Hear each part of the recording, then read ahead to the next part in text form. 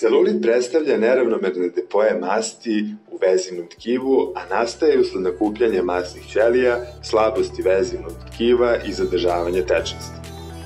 DK3 Active laser predstavlja poslednji domet medicine kada se radi o terapiji celulita. DK3 Active laser, zahvaljujući laserskoj stimulaciji, dovodi do lipolize masnih ćelija i do smanjenja masnih depoja koji se nalaze u većoj količini u delovima zahvaćenim celulitom.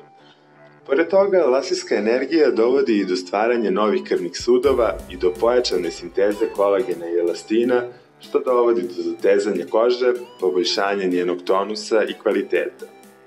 Krioterapija kao deo 3 Active metode vrši limfnu drenažu, poboljšava tonus kože i dovodi do smanjenja masnih naslaga, dok vakum dovodi do oslobađanja fibroznih septi koje okružuju depoje masti i uzrokuju neravnine koje imaju karakterističan izgled pomoranđine kože.